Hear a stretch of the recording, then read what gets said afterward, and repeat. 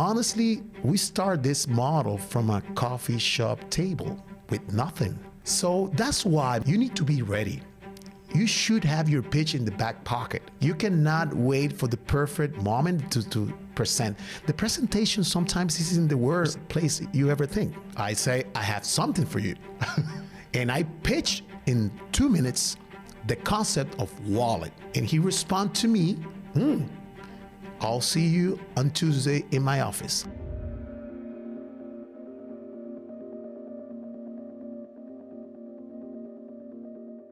Millions of people power our economy, driving, delivering, freelancing, and the financial system, it treats them like they're invisible or at least second-class citizens.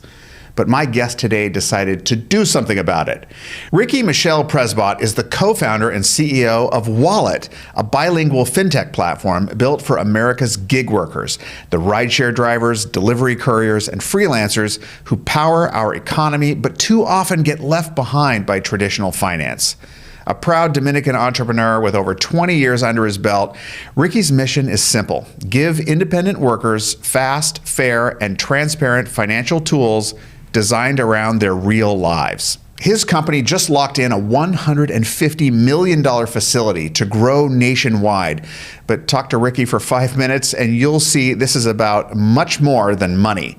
It's about trust, dignity, and a belief that the people driving our economy deserve a system built for them. Ricky, welcome to the bigger stage. Thank you, Matt. It's more than a cash advance. It's more than a cash advance. That's right. That's Wallet. right. Yes. I'm so excited to share this, and thank you for hosting me. This is a great place to speak a little bit about this community. Yeah. One of the most important community in the United States. And doesn't always get much attention. Right. At least in the way, respect as business people, in a sense, right? They are builders. They are people that been around for years, helping big companies, big communities, big industries, supporting them behind the scenes. Yeah. And it's the beauty of this. When you find a good tech product, if you look deeper, there is a gig worker behind, serving, acting, creating the complementary actions to deliver to the world. And that's why you see Airbnb doing well. You're seeing Uber, Lyft, rideshare industry, delivery industry, especially after the pandemic. It's because someone, in the name is a gig worker, or a new category, multi-hustler, that is supporting those platforms. All right. Well, we're going to get into all of that, but first we're going to cover some foundational ground. Yes. Because I think if you're not in the gig, if you feel like you're not in the gig economy, we're all in the gig economy. Yes. So we're all participating in it one way or the other. But whoever you are that's watching, if you're a builder, an entrepreneur, a connector, this conversation is going to be for you because there's a great story behind it. I know a little bit of it. I want to pull the threads on more of it. I do want to mention the name of the company. I have to admit, this makes me look kind of stupid, but I'm willing to do that because I'm shameless on the camera.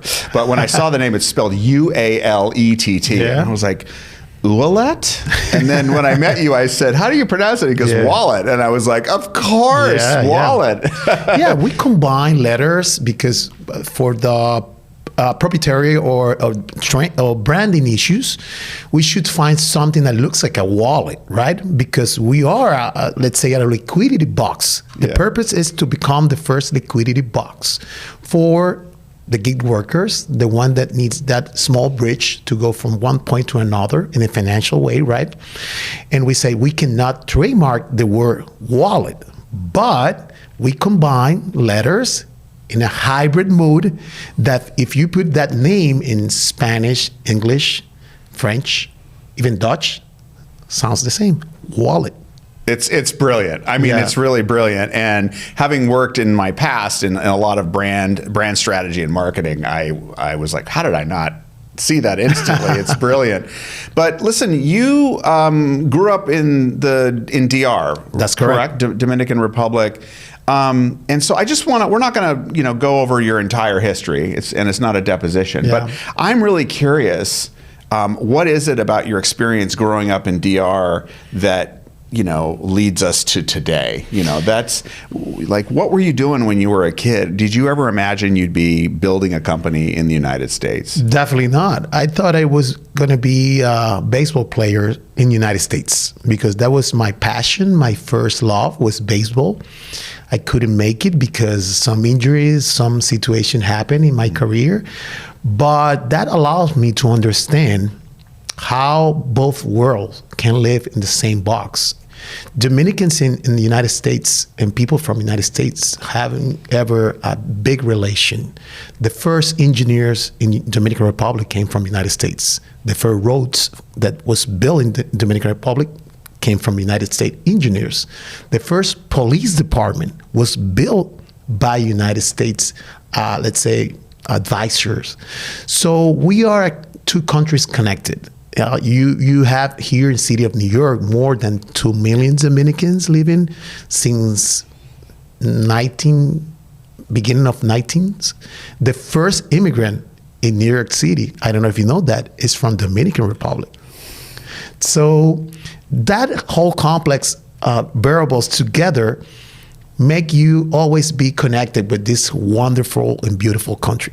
It's definitely for me was the land of opportunity because since a kid I used to come here a lot, visit the families, spending summer here, interacting with United States kids, and I understand how well and combined the people live here in terms of different classes, different perspective, but at the end it's the same country, man. It's the same vision. It's a country that gives you space if you have the talent, if you sacrifice, if you become consistent, you make it. It's not easy, but not in the United States, in the world. So that's why I approach myself and we build a project, a tech project in DR, thinking in launching that in a big marketplace like United States. We're sitting here in a studio in Times Square. Yes. In the heart of Manhattan in New York City, the heart of the heart of the heart. Having this conversation, you've got a great business that's thriving and growing. In many ways, you've already made it in the traditional sense, but talking to you, it's pretty clear this is just the beginning for you. I mean, that's the energy you have. It is. Yeah. It is. Where are you on this journey? Stage one. I think so. It's stage one because when you build something for a community that is so big and so diverse, and you have people from everywhere trying to make it happen, trying to create things for others, to improve the way we live, it's not easier to fill out that gap. You should understand that it's going to be by stages. You're going to build the first core products to serve them, and from there you have to create like a huge marketplace with different categories of products, variables, service, and you cannot do that in just a couple of years. It takes time. It takes a lot of time. Yeah. Even with AI. Yeah, right. Well, and now we're having to learn a whole new set of tools while we're building. And so it can feel like you're in I call it a sandstorm, kind of a blurred, it's just not very clear. Yeah, it's not.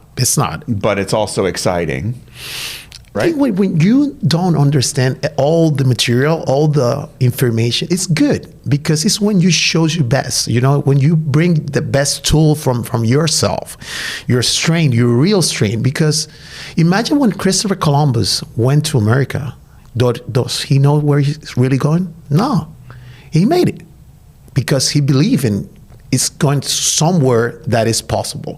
So I think the same. I think he's the first entrepreneur of the world. He took his ship with a group of guys that they were in the best position, and they made it. Probably it was the best performed, but they made it. So it's like that, even in the AI world like we are living right now. You should understand that nothing is easy, but you have to keep going and pushing and believing that it's something, if you work hard, something positive is going to happen. So tell me about let's get into like the origins of your self-realization when you realized, oh, I have the entrepreneur's heart? Because it's a specific type of person. It's not everybody who has that adventurer spirit that you need to go into darkness with no idea how you're going to make it out and do it anyway. And especially when you fail, because before Ualett, we tried to build some... What did you try? Well, we tried a lot. We tried to build some kind of a product similar to Ualett, but more manually. And we thought that we were getting, the biggest idea in the world, but it was not. It was something that didn't fix. But from that experience, we understand what was the need of the market, and we target that need, and we create something special around that need. And honestly, Matt, we start this model from a coffee shop table with nothing. Tell me about this coffee shop. Where was it? Who were you with? It was in DR, in Dominican Republic, in between Santo Domingo, that is the capital, and Santiago, that is like the second big city in Dominican Republic. It was me and my two best friends, Wilfredo Vidal and Cesar Cabrera. One is a techie guy, self-made techie guy, and another one is a ex-gig worker that understand the needs of the world, and me, and we triangle and we create over a coffee table this idea.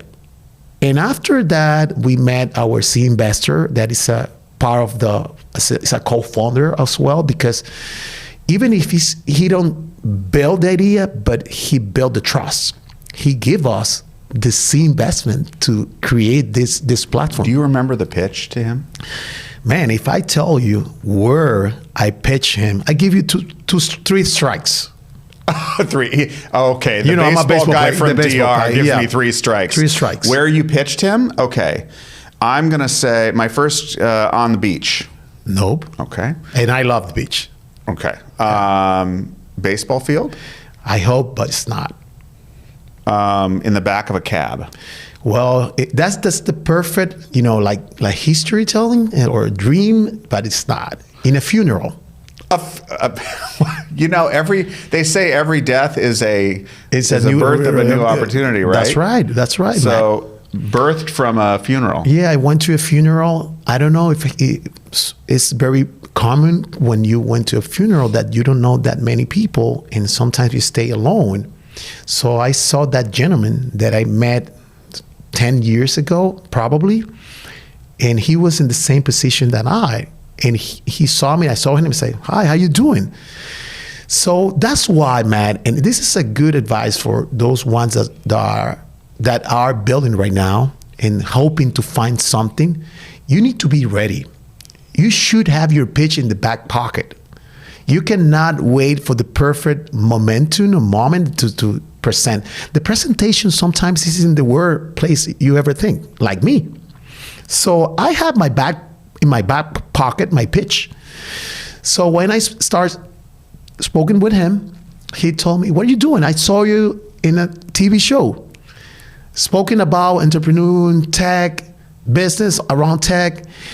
I'm retired, but my advisors told me if I invest anything in fintech, it worth."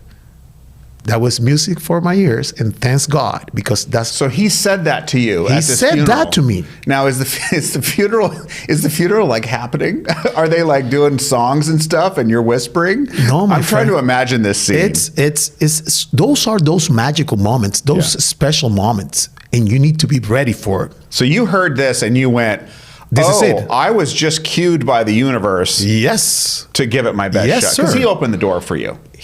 Clearly. Not the door, his house he opened for me. He opened the house to you. Yeah. And the question was, are you going to walk in? And if I was ready, I going to walk in. So what did you say? I say, "I have something for you."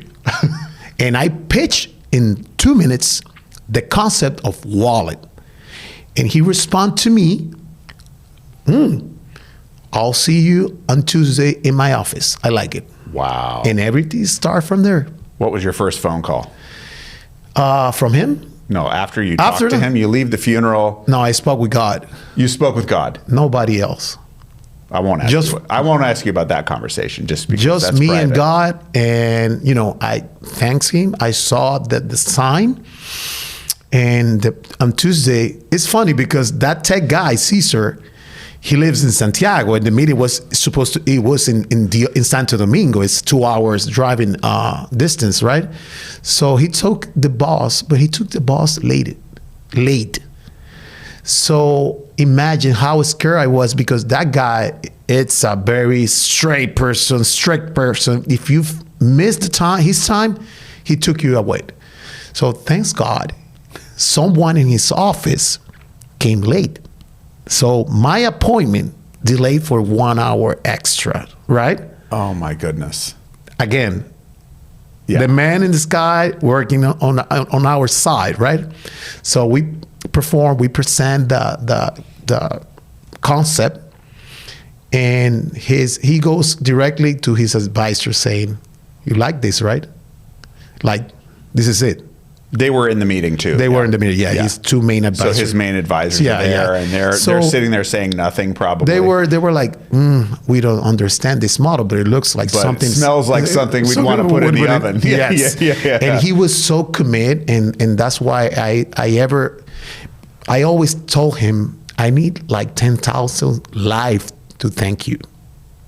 Because nobody, even me now, probably I will not do this, what he did before, acting in a simple conversation with a young guy trying to build something from the art to the United States based on a concept and papers.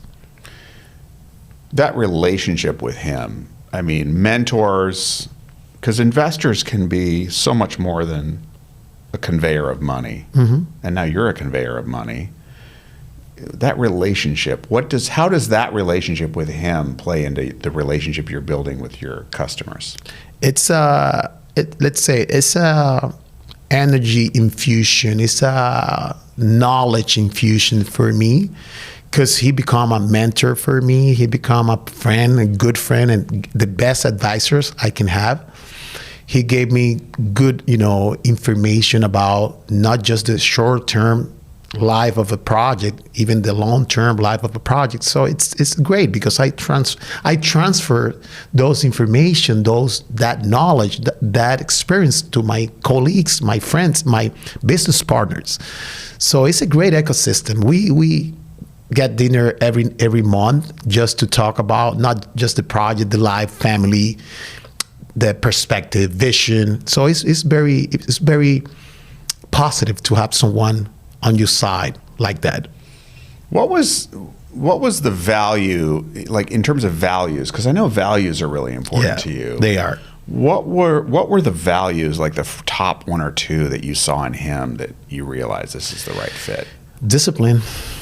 It's for me, discipline is a value, because it's it's the best vehicle to get you to success and to respect everybody. A disciplined person, problem is going to be the majority of disciplined people will not hit you bad, because discipline is a commit, not just with you, it's a commit with others. So that's number one. And number two, respect. Respect means if something's fine, I congrats you. But respect means if something's wrong, I'm going to talk to you in a very direct and honest way. And some people don't like that, but it's how you grow, how you mature, how you understand that nothing is easier. So I think those two values I get from that mentor, friend, and C investor. And that has translated directly into the stated values of the company. Yeah. Right? We are what we are right now because those values are permanently inside, intern, in the genes of the company. We respect our client base. We respect our duties. We respect the data that they are giving to us, how we manage that data, what's the use of that data, how we protect their information. We respect their needs. And we also are one of the, I don't know the biggest, but we should be a respectable, disciplined company. We believe in that. The discipline is one of the issues, one of the variables that get us here. Definitely. No matter in which stage, in which area you see Ualett, discipline, it's around Ualett, and respect is around Ualett. That's fantastic.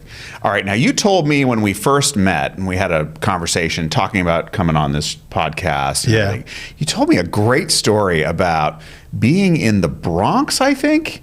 Was it? Having lunch with the... It was something about a cat, when you heard something from a cab driver. Yes. And it sparked the idea. Yes. Take us back to that story. Well, it's really great. It was back when what I mentioned before about that failed project.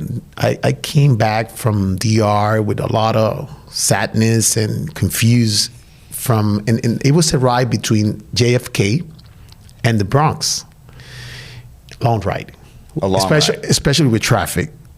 It's a 1 hour and a half probably ride, right? It was the beginning of Uber, Lyft, the explosion of those rideshare service. And the cab driver was a Dominican guy. Obviously, we start talking Spanish about his job, his life here in US, my life in between US and DR, normal conversation. And I asked him how he managed, his payment rails, or how he managed his cash flows, because I know they serve every day when they get paid back by the platform, this and that. Back then was every 15 days.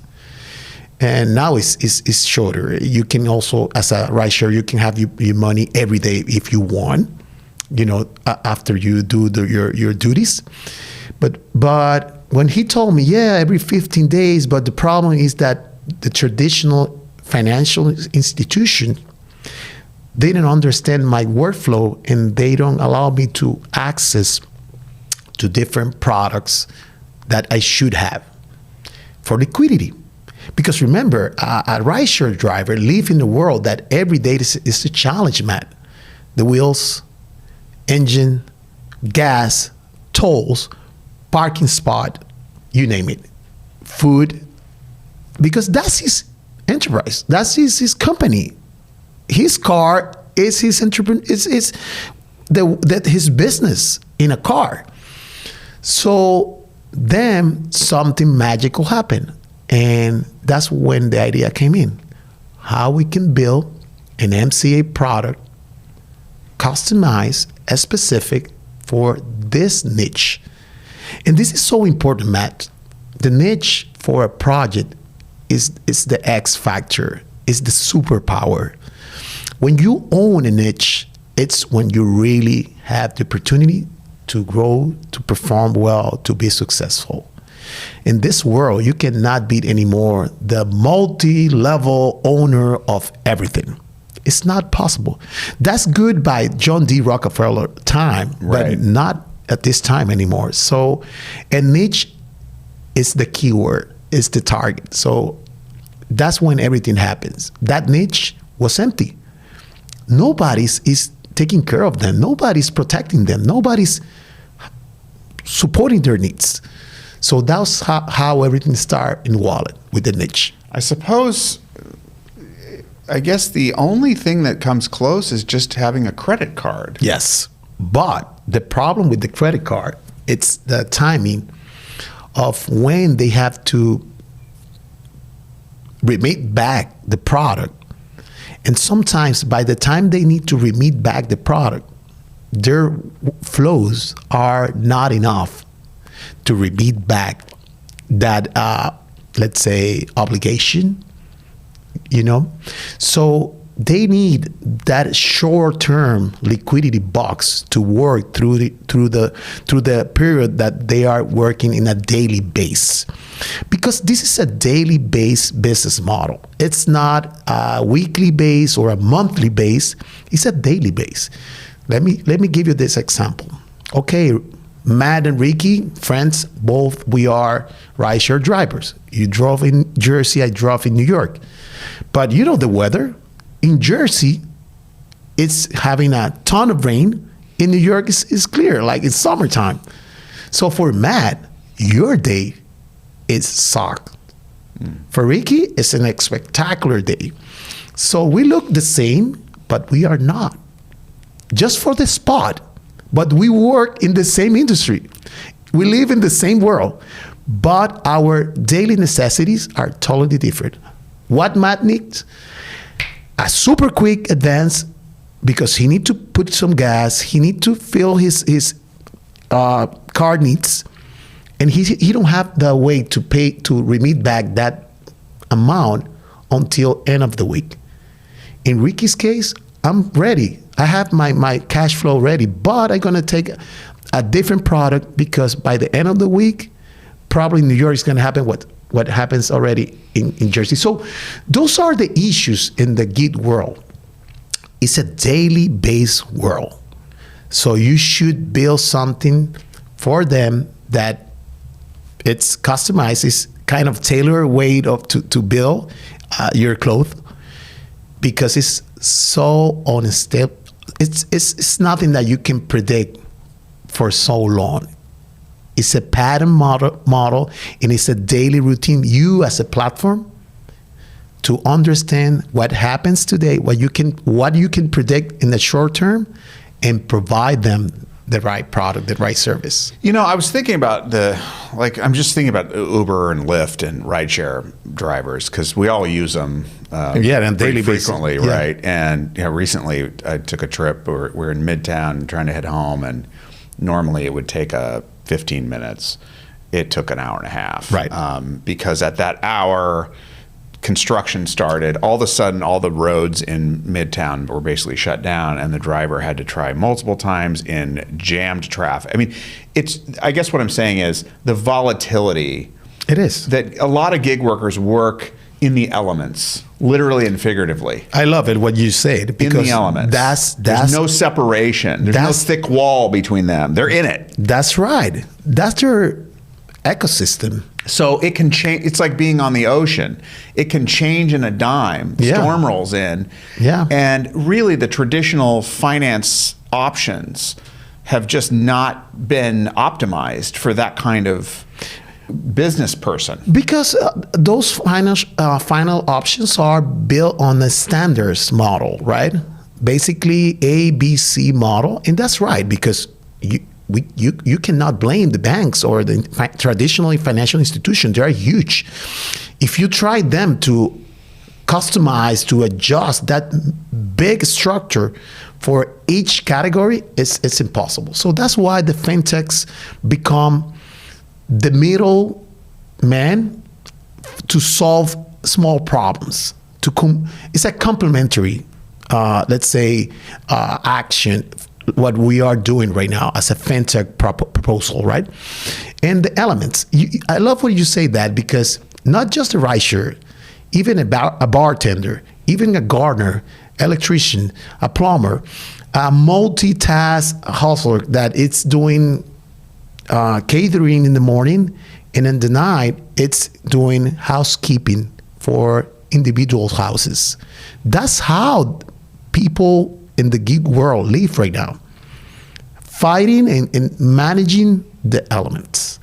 And that's why, if you want to provide them the best customer experience, you need to be involved with it. Let me tell you, when we start building the proof of concept, I did Uber for 3 months, for example.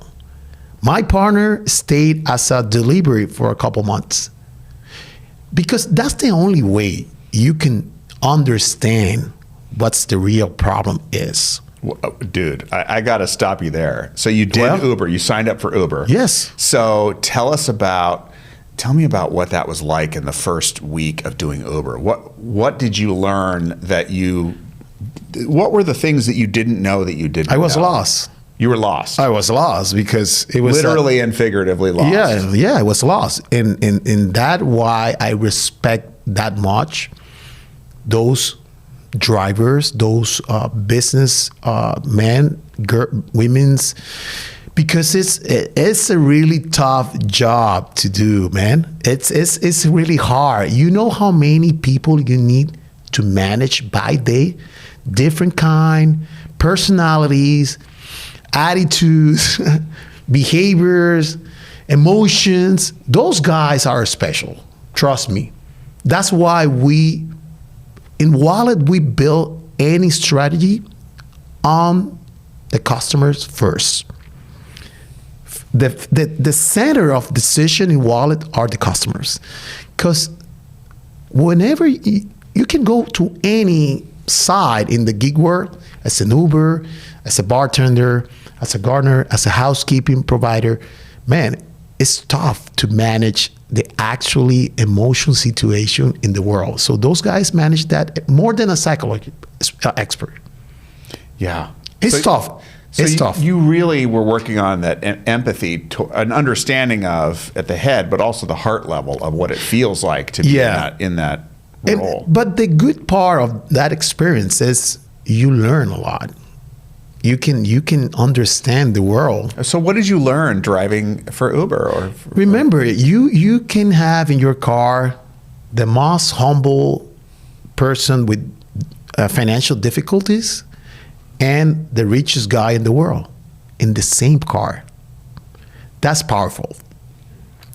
Both sides in the same spot, you know the world. So that's what I get from that experience. I understand a lot the things that I even imagine from business perspective, from personal needs perspective, from family perspective, from entrepreneur perspective, because you own the society in one vehicle.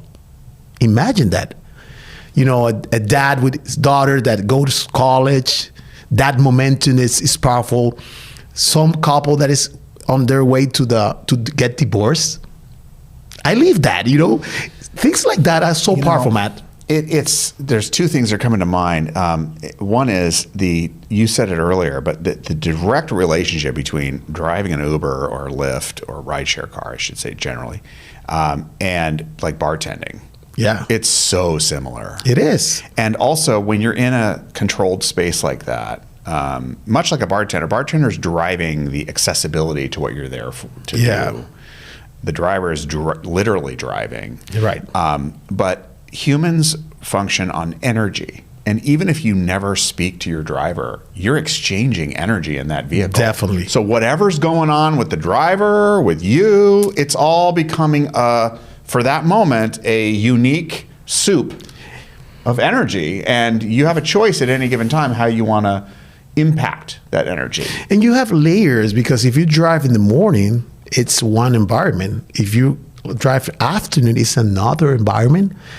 And the showcase, you know, the final end, it's driving in the late night, early morning. Oh my God.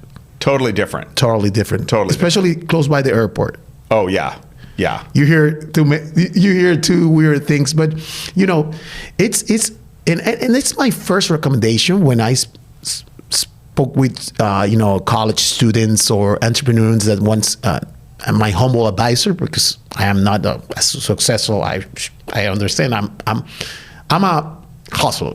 You know, I am a person that feel his dreams and want things to happen. But if you ask me, a humble advisor, I'm going to tell you, you need to go deeper in your proposal, but not just in the think spot. You should go to the territory. You should go to the field, because that's the only way you're going to learn from in the field. The best soldiers are the one that went to the field. The best general in the world are the one that come from as a corp and become a general. The whole process. So that's how I see it. I don't know if I'm wrong, but it works for me. No, I think it's such a really important perspective, and to be willing to go and do the work and to better understand all the aspects of what it's like to be in someone's shoes. Right. You just cannot overvalue that. You know, you got to keep doing that. You've mentioned a couple of words, and candidly, before we started recording, we were starting to talk about it, but we stopped. You said something that intrigued me. And you said that we've thought about it as a gig economy, and now it really is moving into a multi-functional hacker or multi-hacker economy. Tell me what you were telling me. Multi-hustler. Sorry, not hacker. It's an H word. Yeah. Multi-hustler. Hustler. Yeah. Tell us what's the difference between the two, and why should people care about that distinction? Yeah, it's something that it's a new category that we see because the data that we learn from the daily, we create a team just to understand what happens with the environment, with our marketplace, with our customer base. And now the multi-function hustler become a category. It's the guy, let's say Ricky, I doing Uber half a day today, but it's not my permanent source of income. Tomorrow, I'm gonna go to Times Square, I'm gonna dress like Mickey, and I'm gonna get pictures. Ricky Mickey. The next day, I'm gonna be in the beach selling water. The next day, I'm gonna do X duty. At the end, it's someone that make a plan in between 5 to 7 days on different duties, but opportunities depends on what's happened that day. If it's sunny, I do something. If it's raining, I change to another way to make my life better. If it's snowing, I'm work with the city, and I'm gonna take a big shelf, and I'm gonna make a couple dollars cleaning spaces. That's the multi-hustler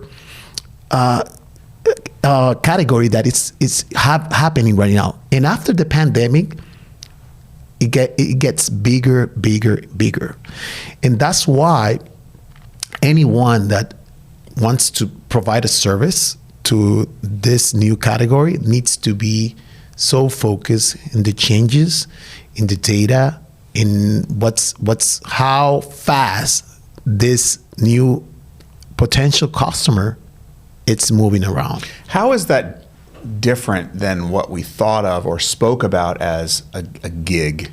A gig stayed in one way to work for at least 2 to 3 months. A gig works as a rideshare, as a delivery, as a, let's say, gardener, as an electrician, at least for 3-4 months.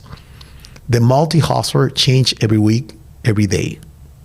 So a gig is more focused in one area instead of changing areas every 3 days, every 2 days, even daily. So that's how you can separate the profiles and the kind of it's like the hustle factor. Yeah, the hustle factor goes up, and the adaptability. It's raining, so I'm not going to go sell water at the beach. Right. So I'm going to drive for 3 extra hours, and then I'm going to go clean houses. Right. That's correct. That's correct. Like that. Like you said, the multi-hustler is more based on elements, and it's directly connected with weather, seasonality, and even the demographic where he's living at that moment. Right. Okay. Mm-hmm. That's good.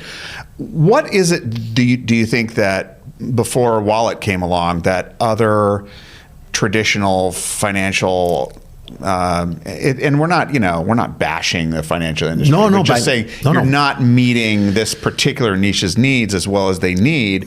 What is it that they are missing in their mindset about all these millions and millions of people that I think valuable? It's what I said. The traditional financial industry, or let's say platform or institutions, they do their job. They gave you the framework, the bank account, the payment rails. They give you the general, right? The fintech is a complementary of those financial institutions. So I think we coexist and we live in the same world, and we can, and directly and indirectly, we both give the solutions and support the needs of that huge community. But in that category, in the independent community, we co-work. In the general community, the traditional financial institution works more by themselves. But it's how the world is changing. And even the traditional financial institutions are investing in different fintech because it's easier to partnership with something that is already made it instead of trying to build in a very strong corporate and bureaucracy type of business. You get me? Anyone who uses Apple Search knows this. They need to partner, people. I didn't say that. Apple, I love you, Apple. I buy all your products, but your search still remains. Yeah. You know, trying to find anything in an Apple product is like you're blindfolded in the desert. You know. But that happens in many industries. They when you get too comfortable, sometimes you overpass great opportunities, and that's why things become successful, because the small ones saw those small opportunities, but those small opportunities can become a huge, very big, very big. Absolutely. Yeah. So just to put it on the record so that if anyone's still confused, how does Ualett provide money to people who need it? How does the service work? Yeah, it's a service, very friendly way to use. It's based on your future account receivables. We give you like an advance over your future account receivables based on your cash flow model, not on your credit score. So that means if your projection as a gig worker, it's to, let's say, originate or create $4,000 in the next 90 days, we can give you some portion of those $4,000 today based on your 90 days performed with a small fee amount remitting it back in 10, 8, 6, 14 weeks. So it's a way to give to those workers, to that community, hard work community, a way to monetize and a way to have a liquidity box for those small needs. We don't give you in advance you to buy a car, but we give you in advance you to buy your fuel, you to pay your insurance, you to pay car repair. And that's so important for them, because probably for you and me, it looks like, oh, it's simple. It's not. Imagine when you wake up on Monday and your transmission is not working well and you need to go to a mechanic, a place to solve that problem, and you know it's going to cost you $1,500. That's a lot. And sometimes you say, my credit card, it's for my personal situation, for home issues, but I need some money on the side to help my business. That it's my car. So it's when we appear and we help them to get in advance those future account receivables, that future production from or revenue from their business, and we build that relation, that small bridge. It's like bridge loans on demand, in a sense. Yeah, in our case, it's a bridge to solve your business needs using a MCA model to make it happen. Right. But how do you differentiate? I mean, obviously, anyone who's been around long enough, you think of cash advances for, paycheck advances and things. And some of those businesses have been well known for their predatory mindset. I mean, it's built into the model is to get you hooked on it and kind of trapped by, and sort of you kind of have to keep going back and you never kind of get freed from it. How do you, and I've known you now enough, I mean, in talking with you, I know where your spirit is. You're not coming from that standpoint. No, definitely. So how did you make sure you baked it in to not be that in your business? Because we built a model, a product, a service, not for one-time deal or to suffocate our client base or to become a predatory model. No, we did. It was part of that experience that I get from as an Uber driver. Remember that we get from the community that we spoke with before the launching, And we thought, let's do a more recurring support for a small amount, for a small fee, but that we work with them as their support, their liquidity box. We want to partner with them in their future revenue. We believe in them, but the first that believed in us was them. They give us their data, they give us their credential, hoping that we're gonna return with that cash advance. So that's why we built on trust in two sides. And that's why since day one, we explicitly and directly says in our tagline, we are more than a cash advance, above cash advance. We don't want to be just cash advance, a traditional cash advance. We are more than that. We gave you a solution in a very competitive fee compared with what happened outside, because we want to partnership with you, not just in a cash advance, in as many solutions as we can as a platform. I think I read somewhere that one of the top values was belief. Yes. And at first, when I thought of that, admittedly, I think, okay, our value is belief, that we want you to believe in us. We want you to believe in our brand. But the reality that you're describing is actually we believe in you, the customer. Yes. And that is the foundation for you believing in me. Believing in you. Because we don't get, let's say, I need your credit score, or I gonna attach your deal with some of your assets. We believe that you're gonna share part of those future revenue, part of those account receivables with us. And if we believe in you, why you not gonna believe in me? Because we give you facts, and the facts are that I am advancing you a portion of that revenue. So that's why it's believe and build on trust. Everything is together, and it's a difficult action or strategy, but in an honest way, the people that is hustling outside, it's the people that pay better, remit better. It's people commit, because you don't have that much opportunities outside over there.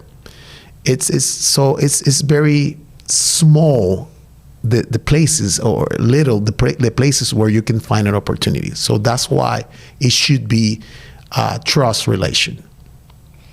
Yeah, it's just profound to me that the belief starts with believing in the people you're serving. Yes. And I think that's what's shining through here. And we still doing that. Yeah. As I said before, anything that we planning to build, the center, it's believing in our client base and what they want us to build. Yeah. We have a frequently, let's say, focused interaction with them, but not in a war room. It's outside, in parking lots, in streets, close by the restaurants. I don't know if you've ever been in those famous restaurants on the streets and you saw a lot of delivery guys with bicycles. We go there and we share breakfast with them, or we share lunch with them, because we have a team that work in field that used to be one of them, and they become the best connection ever in between B2B. Because remember, they are business. They are not simple consumers. They are business. Their bicycle, their backpack, it's their company, it's their entrepreneur model. Yeah, there's so many ways we can overlook, opportunity around us and not see the people and what they're really doing. And these are business owners, really. Right. And they may not be building a giant tower. Right. But they're business owners. They are business owners. They're doing business. Now, we've got only a few minutes left, and I always like to end with especially looking towards the future, because a man like you is not sitting here idly going, okay, I like what we built, we're just going to keep doing the same thing. I know you got plans, I know you can't share all of them with me, but give the people what they want a little bit, Ricky. What can we look forward to in the land of Ricky? What are you working on?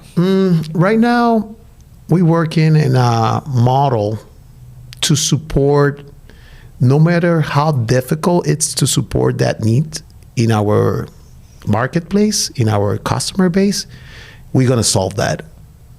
I can give you an example. When Mr. Jeff Bezos built Amazon, when he was selling CDs and books, trust me, he was thinking in the huge marketplace that he have already.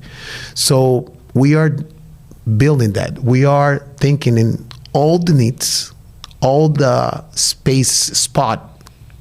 empty spot that our community have right now, and we're gonna find a way to fill it out. All right. And every entrepreneur that builds something special is welcome to partnership with us to fill those gaps. You're killing me because, I know you can't talk openly about most of the stuff you're doing yet, but I'd love to hear more about it later. That's for sure. Definitely. You're such a tease. Now, talk to the young entrepreneur who's going through their first failure in their own mind, even though we know that failures are not really failures, but and they're wondering, gee, do I really have it? Should I keep going? Just talk to that person real quick. You definitely need to keep going, because what's the most expensive thing in the world, Matt? Not doing anything? I don't know. Knowledge. Oh, the most expensive thing in the world is knowledge. Yeah. Knowledge. So the failure give you for free that. Take advantage of. It's for free. If you want to get on a bigger stage, you want to get to the next stage, knowledge. Knowledge, my friend. Failure is one of the most important learning tools that we can have. Yes. Just keep going. Keep going. All right. Ricky, this has been an absolute joy. Thank you for sharing your story. Thank you. I'm so happy and glad and grateful to be part of this great podcast. Fantastic. I hope to see you soon in DR and enjoying one of the best places to go on vacation and to spend a great day at the beach. I will take you up on that offer. Let's go to that cafe where it all started. Definitely. You're going to love it. Thank you. Thanks.